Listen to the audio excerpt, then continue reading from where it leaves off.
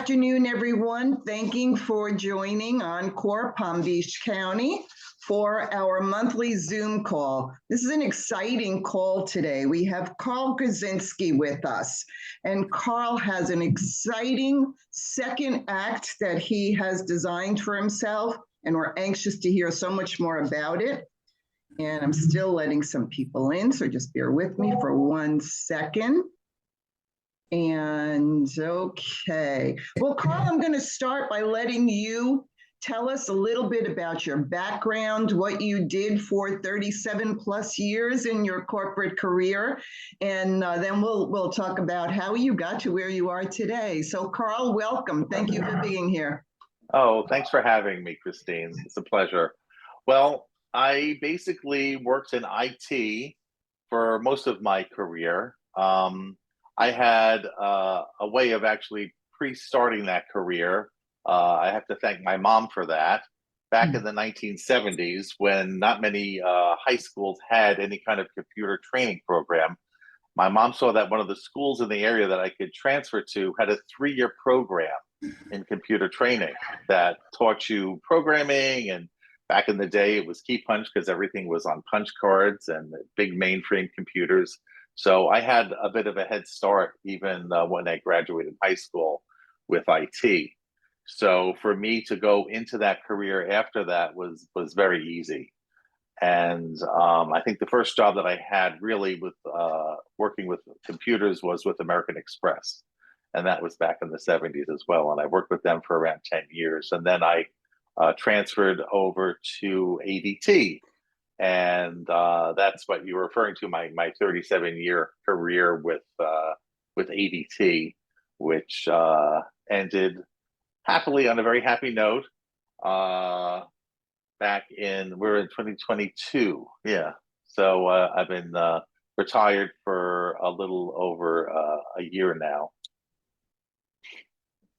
Great. And I know when we had talked, you told me about how you didn't intend to go into IT and that it just became something that was a natural thing to do because you did have that experience in high school. So so kudos to your mom. She was ahead of her time.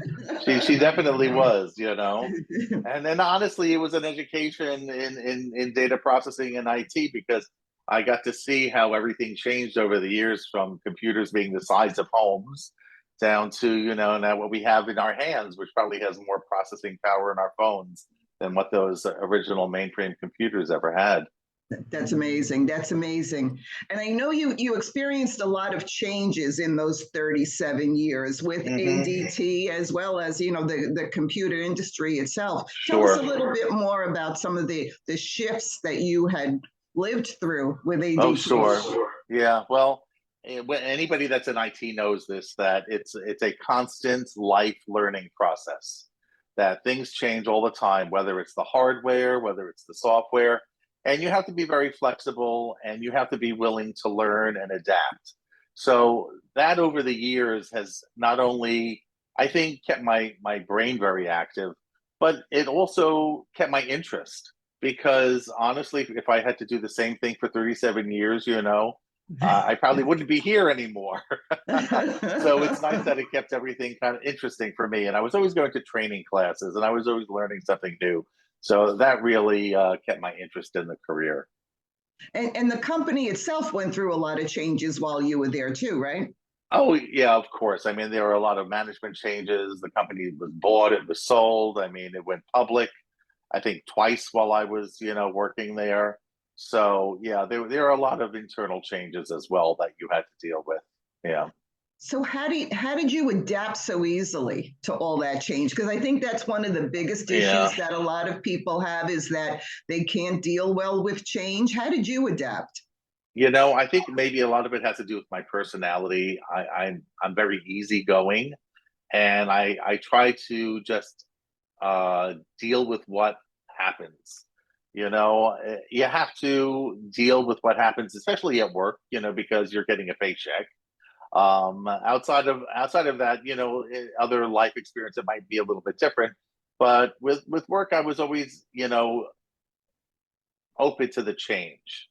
because the alternative would be, maybe go look for another job or go look for a different position or something like that.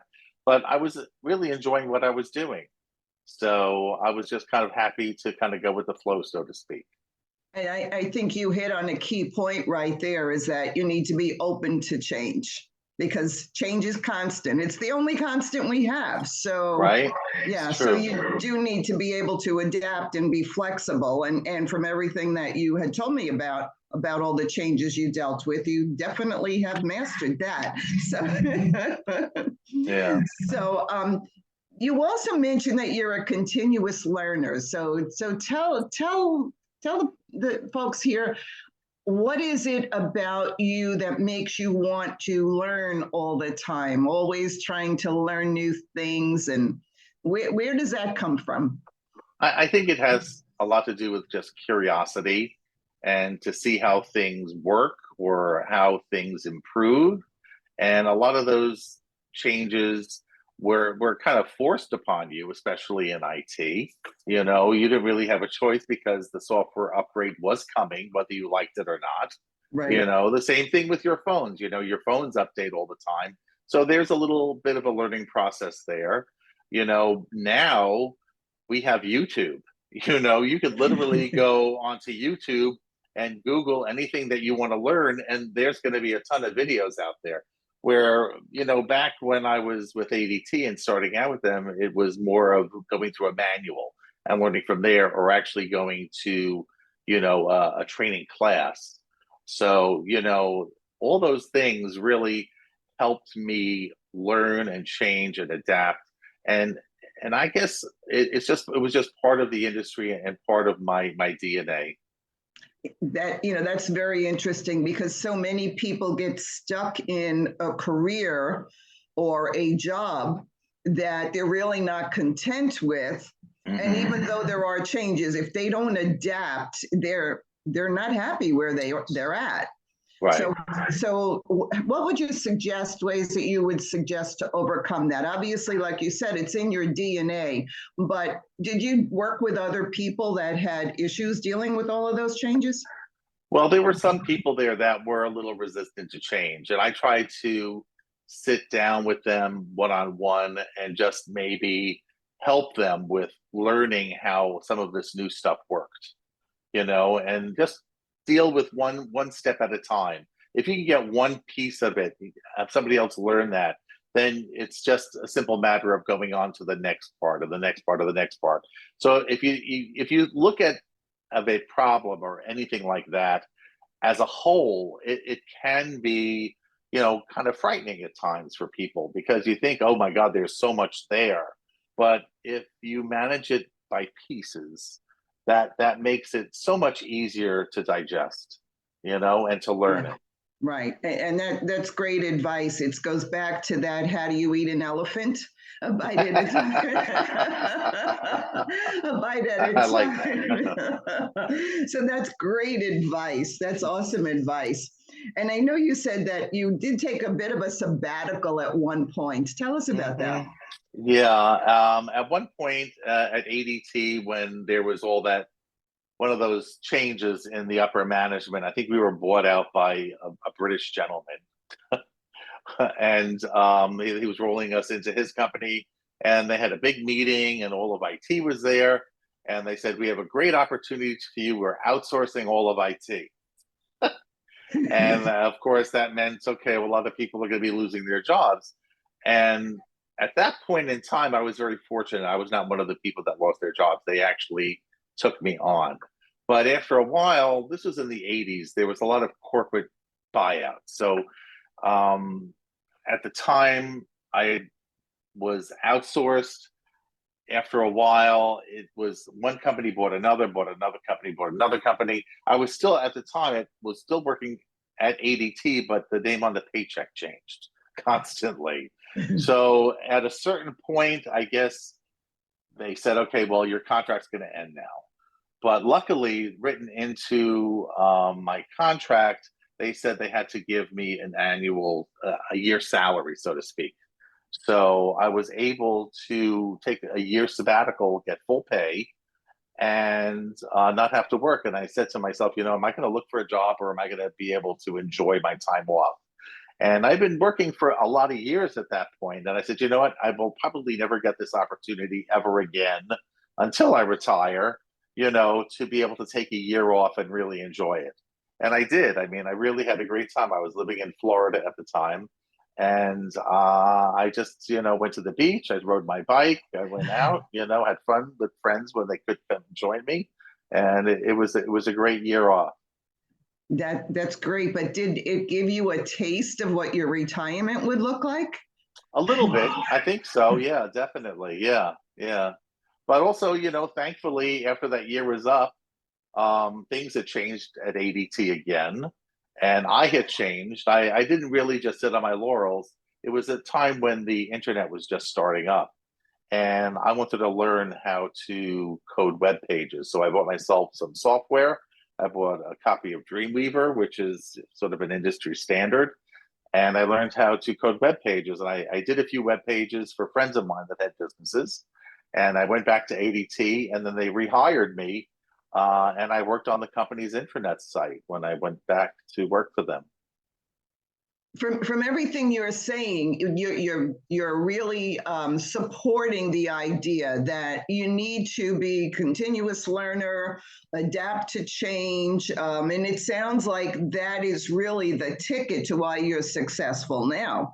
Do you feel that all of that background has really supported you into creating something new now? Oh, definitely. Oh, definitely. Because the learning process continues even with the new career, and being that type of person and being able to adapt. I think that's helped me now in this new phase of my life.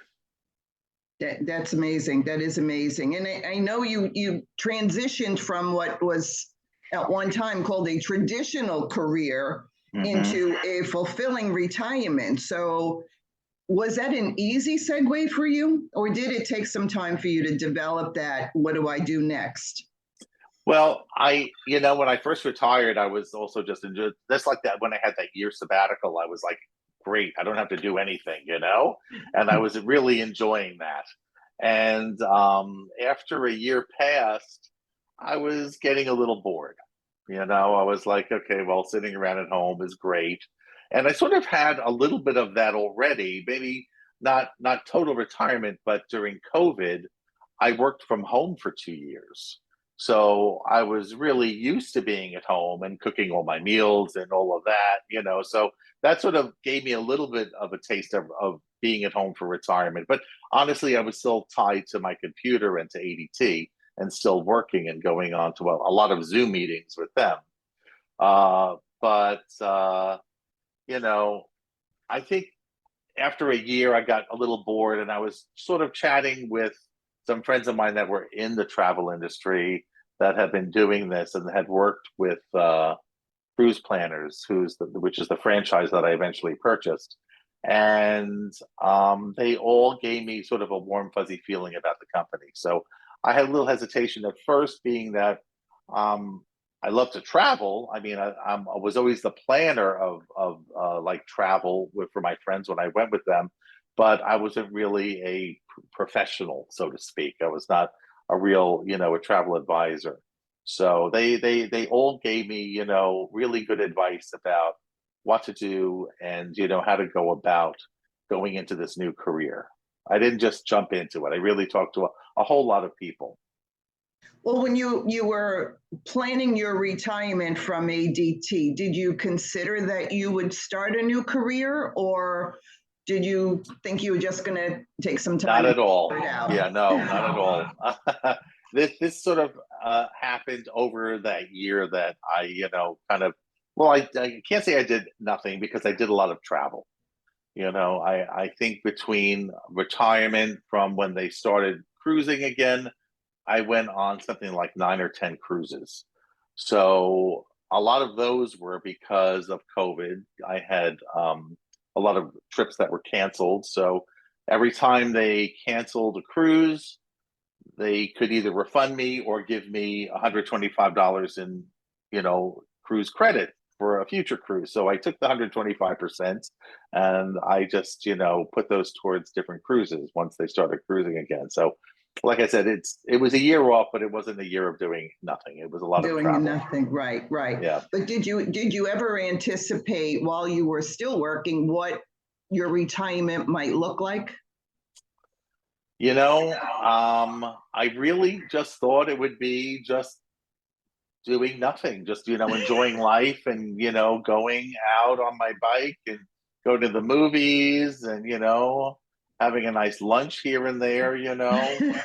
But yeah, no, I never really envisioned another career after retiring. And so what excites you now about having a whole new career? Well, what excites me is that it's something that I love to do. So in that respect, they always say, if you work at what you love, it's not really work, right? Right. So this is really something that I love to do. And I get to help other people really plan their vacations and plan their trips and plan their bucket lists. So to me, that's exciting. I really enjoy doing that and helping others. Do you see a lot of people who are traveling just to hit their bucket items? There are a lot of people out there doing that now. And then there's a lot of people out there now, it's actually called revenge travel because of COVID. And there were so many years, I mean, you could not go anywhere that people, I mean, the cruise industry right now is slammed. I mean, it's crazy how difficult it is now to even almost just get a cabin on some of these ships. Wow, wow. I Yeah. noticed that too with some of the groups online for Italy and different countries, how they were all just inundated this last year because it was Oh, like yeah. everybody said, okay, let's do it now. Let's go. Exactly. We've been cooped up at home for too long. Let's go travel. They pretty much saved all their money because they didn't go anywhere. So now they have the money and they have the time. Right, So right. yeah, Let's do it. Let's let's do do it. it. Yeah. Do you find a lot of people, retirees doing it, or people that are just looking that they have the travel bug, or are It's they any age. Yeah. Yeah. any age? No, I mean, yeah, because most of the people that I've been booking travel for are not retired. They're all still working. There might be one or two that are retired, but the majority are younger people that are still working. Yeah. So I know one of the key points that you and I talked about was unleashing your potential and creating the life you've always wanted. And you did tell me how your customer service and travel skills are in your DNA. So explain that. Well, basically, loving to travel. I mean, I think the first trip I took was when I was 15. My dad took me to Poland and we went all over the country. And for some ungodly reason, I had the longest visa I went there with my cousin and my father. And I was left there with my Polish relatives, which spoke very little English. And I knew some Polish, but it kind of opened my eyes to traveling in a foreign country and really seeing that country from their side, and not just being, the American, but being really almost like embedded Right. with the people, and that really sparked my interest in travel and getting to try to know a place, and not just kind of, visiting it and then, leaving, but really, really, really, really learning about the place and the people. Right, getting immersed in the culture. I know that Sure. that's a big part of it. I know even when I was seeing all these people traveling to Italy this year, I said, well, a lot of people go like they're going to Disney World, they just want to hit the high points, but they don't actually get immersed in the Sure. culture. And I think that's why, that saying off the beaten path is always the best way to travel. Oh, So yeah. you find so many amazing things. Like I mentioned about Venice, I went away from the crowd and I had the most amazing day. That's the best thing. I did the same thing when I was in Venice. I just walked away from St. Mark's and just started wandering and getting lost. And you find the most amazing places like you said. Yeah, and you can't get Yeah, lost in Venice. exactly. Well, it's true. It's not that big. So, Oh, what dear. advice would you give to somebody who's preparing for retirement or looking to make a change in their life or career? I mean, you have quite an extensive background in so many areas. Like, what would you tell someone who's not sure, should I retire, what should I do, should I get a job? I know a lot of people, especially nowadays with the economy the way it is, are Yeah, concerned about whether or not they should continue to work after retirement. sure, So sure. what would you tell someone about that? Well, I mean, the first thing I did before I even went to my upper management and told them I was to retire was I talked to my financial advisor. I said, It's always the okay, this is first. the first things first. I said money. Okay. I looked at Social Security. I says, how much am I going to get from there? How much can I actually pull from my 401k? It's like, can I actually do this? Is it financially possible? Because that really is going to determine really whether you can retire or not. I mean, at least in my book, Mhm. because if I didn't have the financial ability to do it, I would probably still be working, Right, and right. putting and adding money to my 401k, or I would be thinking about, getting more, not just a part-time job at home, but more of a different job, maybe, where I had to go somewhere, and punch a clock, so to speak, you know. But luckily, I did have the resources, to go on this second career of mine. And so, this career, do you find that this is really what fulfills you now and gives you a sense of purpose? Oh yeah, of course, yeah. I mean, I really am so busy with this career, and not just from booking trips, but from also learning. Because, like I said, I mean, I'm sort of I call myself a travel advisor virgin. I bought the franchise back in March, and a lot of it has to do with training. So when I first bought the franchise, we had a whole week of training at the Fort Lauderdale Convention Center that included learning their software, marketing, sales, everything you need to what you need to learn to become a travel advisor. And then weekly, I am on at least 4 or 5 Zoom meetings, and not just from home office, not just from cruise planners, but from different travel vendors. So, like I mentioned earlier, I was just on a Zoom meeting with Celebrity Cruise Lines right before this. Yesterday, I was on a Zoom meeting with the Italian Board of Tourism, Ooh. and it's like wonderful. The guy is saying, "Well, you go to take this class, and the mama, she's going to show you how to make the pasta."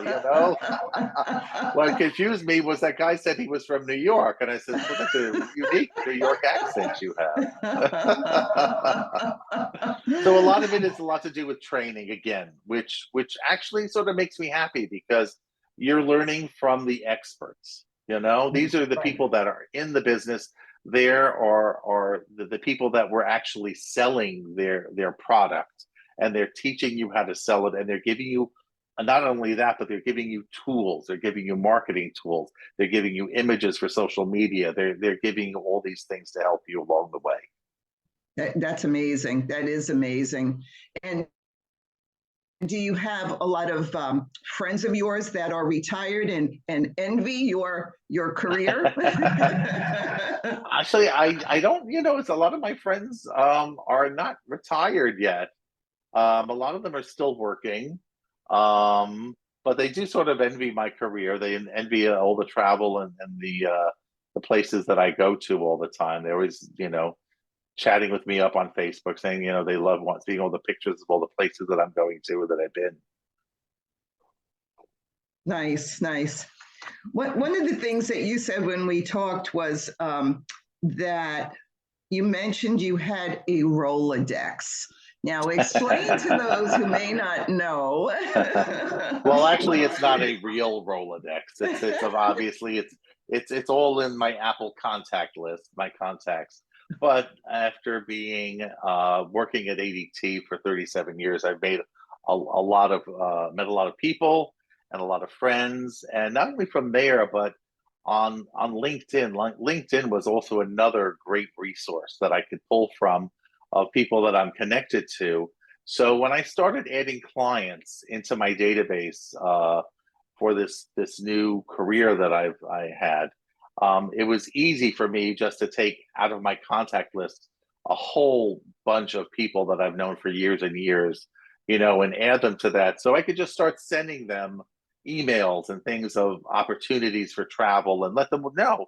I mean, the first thing I did in cruise planners was that you could do postcards. And the postcard was saying, hey, this is, my new retirement career. I'm venturing into the travel industry as a travel advisor. And, I'd, be more than happy to help you with your travel plans. So just to give them a heads up and then just send them weekly emails. I've had one or two people opt out, but you have to expect that.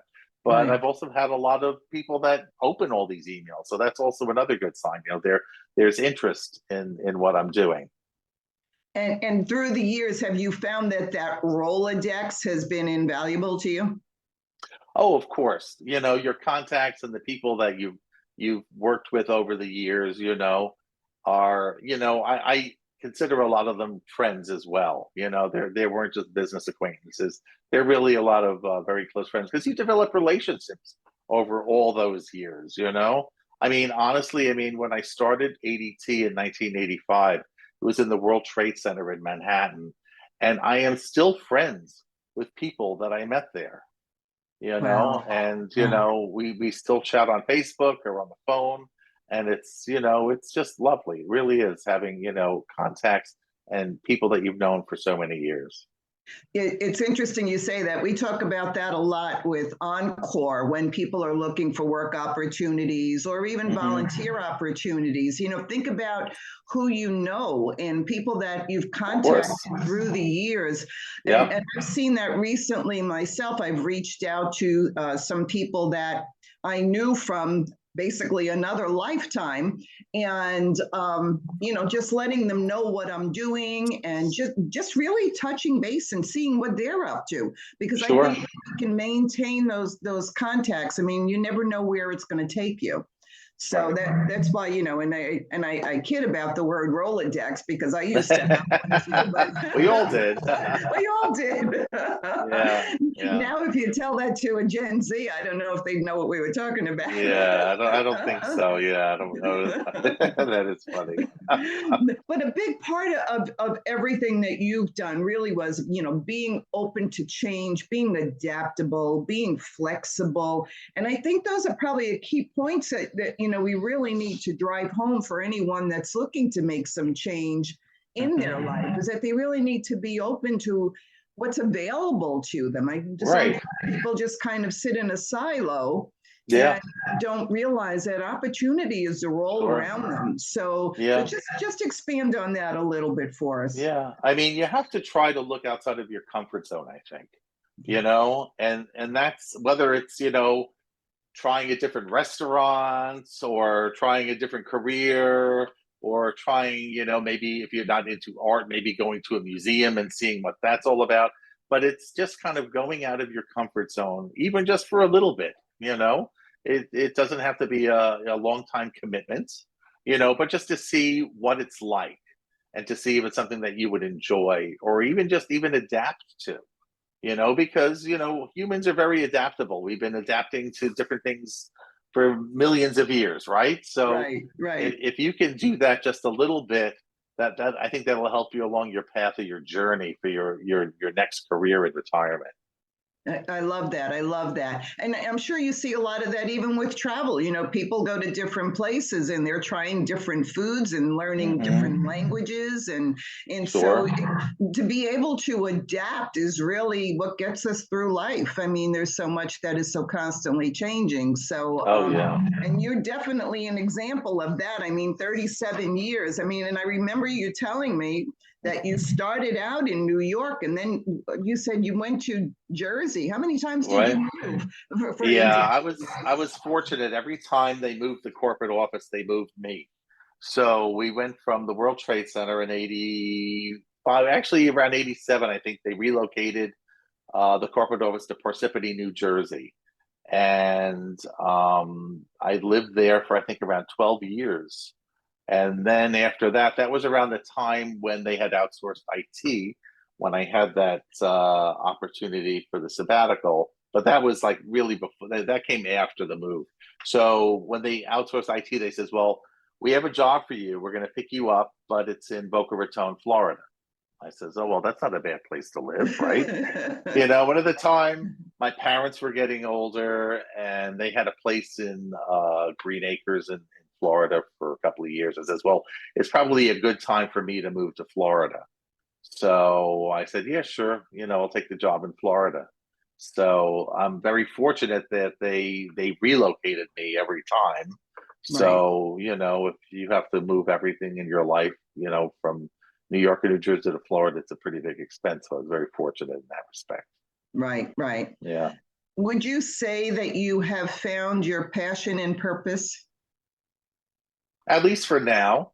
I love it for now. It might change, but for now, definitely. Yeah, I'm enjoying what I'm doing and I'm still learning, which is great. So, I mean, it's keeping my interest. That's wonderful. And I think you really hit on a lot of key points that we really wanted to stress about being open to change, being a continuous learner, and just being flexible.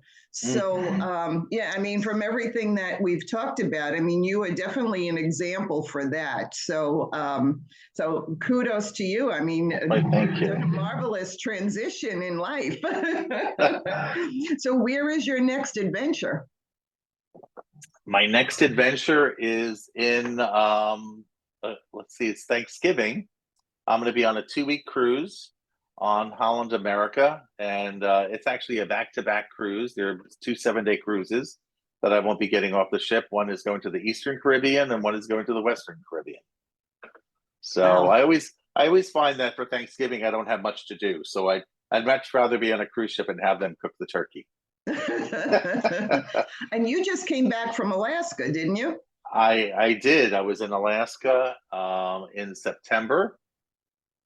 And I did a lot of traveling this year. The year began in South America and Antarctica. And we started, the cruise was a 22-day cruise that started before the Christmas holidays. We started in Buenos Aires, and the cruise ship sailed south around the southern part of South America. We couldn't go to the Falkland Islands because of weather. There was always problems with that. But then we spent 5 days sailing in Antarctica, actually spent New Year's Eve in Antarctica with the penguins celebrating.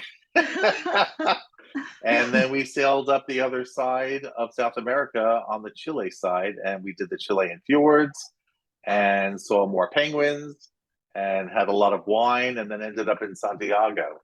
But the most amazing part of that trip, besides being in Antarctica, which was totally out of this world, was when I landed in Buenos Aires. It was the day after they won the World Cup. Oh. And the entire city was just vibrating with excitement. And everybody seemed to be off of work. What was that, work? So yeah, my hotel was okay. It was all right. But I mean, some of the people that I chatted with that were on the same cruise said they went to have dinner in their really, really nice high-end Marriott or whatever they were at. And they had 2 choices for dinner of 2 sandwiches. That was it. So you really managed to create a lifestyle that seems to fit your personality, fits your DNA, and you're very blessed to be able to do that. You really, of course. And honestly, all those experiences help me sell travel and experiences to other people. Right. So if I've experienced it, it makes it so much easier for me to talk about, how this trip might affect them or how they might like it.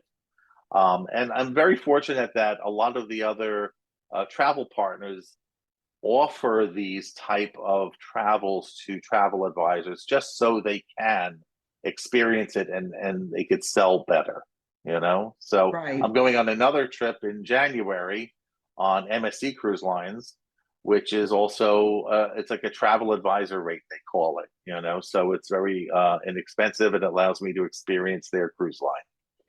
That's fabulous. Did you ever anticipate that your life redesign would look like this? No. Not at all. No, not at all. But yet, when you look back and from some of the things we talked about, you've been preparing for this your whole life. Well, yeah, I mean, I kind of always knew that I would travel, to some extent, but I never realized how I would be embedded within the travel industry as well, and that's a good thing, I think, I spoke with a gentleman and he says, you know what, you never retire. You know what? It's like, to keep your life interesting and to keep yourself going, you should really always be doing something, And I kind of sort of agree with that, You should always really have maybe not a career like I did with ADT, but something that you enjoy doing, And if you could make a little profit or some money off of it, then even better. But it doesn't always have to be that, It could be just something that you really enjoy doing, whether it's volunteering or helping people or whatever it is. It's something that also should be part of your retirement. You actually just closed with the mission of Encore. Well, see, wow, I have a new job. That's what we're about. That is exactly what we're about. This has been great, Karl. Is there any last comments you'd like to make before we open for questions?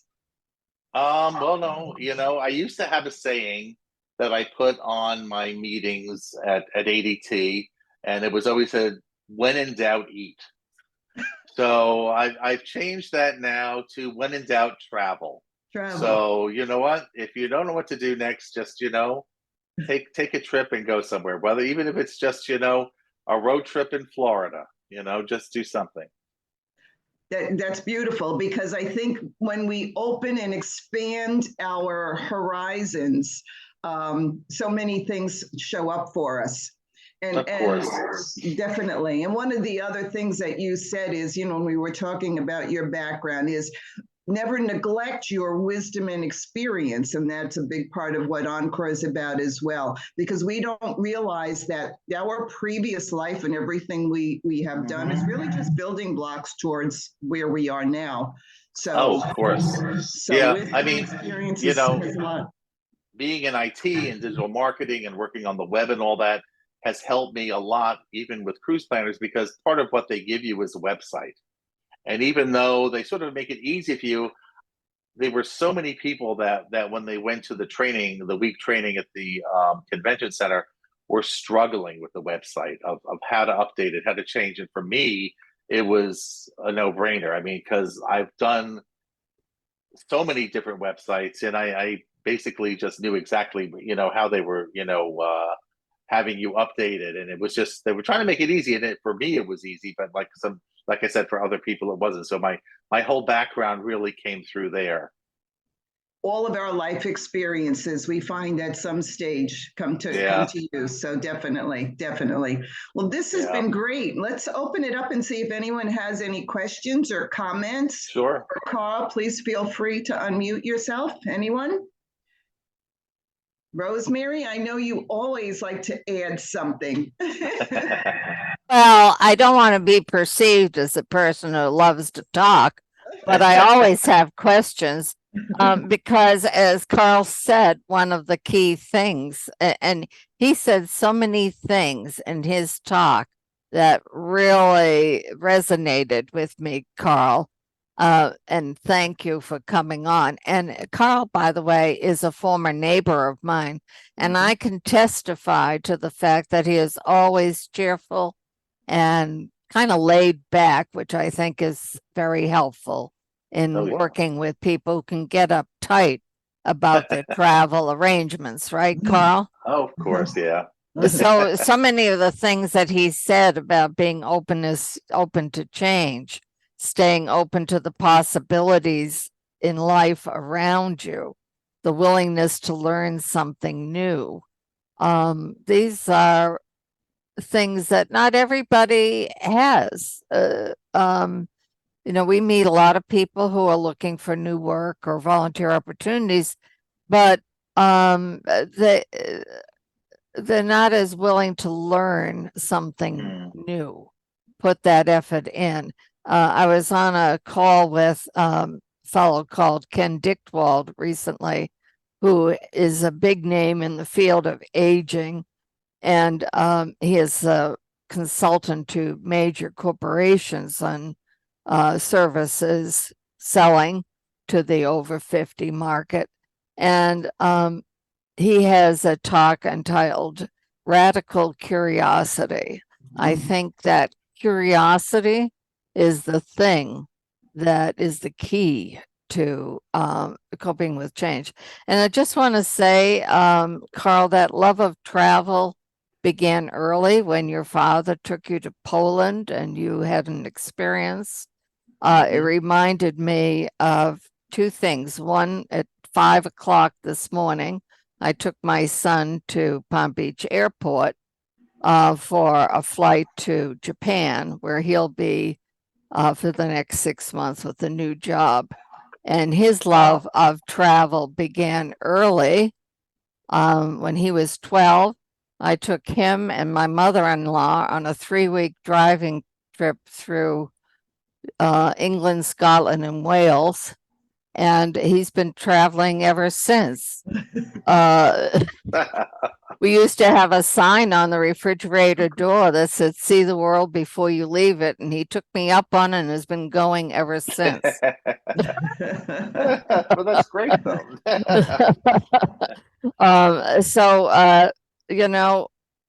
You talked also about the transferability of your skills in IT to your work today. And sometimes people have a hard time seeing how skills from previous work are transferable to something new. They can't visualize that and sometimes need help talking with a person about, what you did here can be useful here and that kind of thing. But the question I have for you is, you talked about purchasing a franchise, which is that's a form of entrepreneurship that some people go into after retirement, but there's a risk with purchasing a franchise, isn't there? And it's a cost. Do you want to talk about that a little bit more? Sure. Well, like I said, I did a lot of research before purchasing this particular franchise. I had some friends that were in the business already, but they had also really been in the travel business for years before they actually purchased the franchise. And then I had some mutual friends that also had purchased cruise planners franchises. So I made sure that I spoke to all of them and to talk about the positives, the negatives, the average monthly costs of what would it be. I mean, when I purchased it, they were having a sale.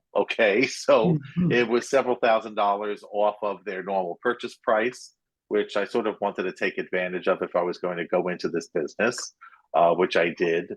But there are things that you have to realize with a franchise, that there are continual kind of ongoing costs, that even when I do sell a cruise or a vacation, there is a franchise fee that they take. They take a small percentage of my commission. It's not a lot, but that's just part of the franchise. But what I feel like I get back from it is all of the training opportunities that they give me. And it's constant coaching. They have coaches that are with you for the whole life of your career. So when I first started, I was sort of onboarding, so to speak. So they had an onboarding coach. Now that I finished that and I got my business set up and I did all the financial things I need to do to get a business started, which I didn't really know any of that, which they helped me with. I'm on to my next coach, which is, they call it CP News Stores. So I'm now just trying to get my business plan together. I'm giving myself goals. I said, well, for the first year, I don't want to stress myself. I have friends that sell millions of dollars in travel a year. Okay, but like I said, they have the contacts, they have the people that buy travel from them all the time. This is I just gonna give myself a limit of, let's say, $50,000. The first year, I'd like to sell $50,000 of travel, and I'm actually almost there already. So, and that's just using my Rolodex, like, using the people that I know. And another person that I just had a big sale with, I met on the Antarctica cruise this, past Christmas and New Year's, and it was even before I bought the franchise. And I was just chatting with them on the cruise saying, I'm thinking of doing this. And they says, well, if you do buy that business, we're going to book travel with you. And they did, and they booked actually a really nice trip with me. So, I'm sort of on my way. I think there are pluses and minuses to a franchise, but you kind of have to weigh those out to see, is the end result going to be beneficial to you? And I thought that it would be. Thank you. Well, thank you, Rosemary. Sorry, it's so wordy. No, it was perfect. Anyone else have any questions for Karl? Do you have anything in the chat? I see Sal. Yeah, I put in my URL to my website in case people want to sign up for travel. You could contact me. My phone number's there. My email is there.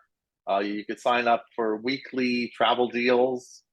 And if you give me your address, then you'll also get a beautiful 4-color brochure. They would send that out like maybe twice a year. I'm just about to send one out soon. Okay, Sal, did you have a question, comment? Hey, Karl, nice to meet you. Thank you for your time today. Hey, Christine, this is for you. Thank you. Thumbs up, keep the thumbs up. I will say a couple of things that you pointed on most of the time here in this session was a purpose, and finding your purpose and living with your purpose and through your purpose. But I can go beyond that. And sometimes the word is fulfillment. And this fulfillment is really encapsulating what that purpose is. You can have a purpose, but if you don't feel fulfilled, you're halfway there. So I just wanted to throw that in there. The other thing I wanted to say was about the Rolodex. I really wish we can go back. I had an awesome one. It was so big, and it was a rotary, right? Oh, yeah. It had a plastic cover. I have one more, Sal, for you. I also had a day timer. I don't know if you ever knew what that was. Oh, of course. Remember day timers? Well, the Rolodex was, the day timer as well, right? They came out in all different colors and fancy. Yeah. But the Rolodex, there's something to say about actually touching those little cards that you wrote the person's name on, or the color ink, and you can actually smell that card that you in an index fashion you could make. And then when you look at the handwriting that you used, other things come up in memory, like you can remember like where you were that day. That's true. All this tangible stuff is missing today. Yeah. You know what I have now? It's so funny. I obviously I have business cards, but I also have this other plastic card called a dot. I'm not sure if you know what this is. Yes. But it's basically, I think it's maybe like an NCF chip or something, but you basically hold it to the back of somebody's phone, and it just transfers your contact information into their contact list automatically. Oh, so I don't even have to carry a business card with me anymore. It's just this little plastic card. You just tap it. And of course I have QR codes, I have those as well. Everybody uses those to be able to get people to fill out information and forms and stuff. Well, you have a great website. And I just came on this call late because I was on a call with a 20-year client and friend, and all we did was talk about cruises and cruising. And how we missed the cruise and we had to cancel the cruise. And then I signed on here and I had no idea. The first words that came out were cruises. I was like, wow. I just got off the phone talking about cruises. I kid you not. That's so funny. All right. Well, now you know who to call. Yeah. And it's a great website. I'm looking at it. It's a great website. So yes, keep you in mind. Lovely. Thank you. And honestly, Thank you. that website is basically cruise planners, does almost all of that. Yeah, I'm sure. Yeah. It doesn't Do you- matter. It works. Do Oh you yeah, book, no, of do, course. do you book any other kinds of travel or just cruises? Is It's that everything. Yeah, no, it's what they call fit travel, fully independent travel, book tours. There's the fully what do they call those? The resorts down like in Jamaica and the Dominican Republic, where the all-inclusive resorts, whether it's for honeymoons or for families, Walt Disney vacations, Oh, okay, anything. so everything. Absolutely everything, yes. I think Cruise Planners, the franchise, the business, they started with cruising initially, and then they spread out. And basically, they are one of the largest sellers of travel in the country. Wow. Yeah. Awesome. Well, this was great information, Karl. Thank you so much. You're a wealth of information, a wealth of knowledge and experience, and we're thrilled that you spent your time with us today and shared it with Encore. So thank you so very much, and we will be sending you a copy of the recording. So do it as you please. So It's been a pleasure chatting with you again, Christine. Likewise, likewise. Thank you, and thank you all for being here. Thank you so much. Have a great Wednesday. All right, Thank take care. Thank you. Bye-bye.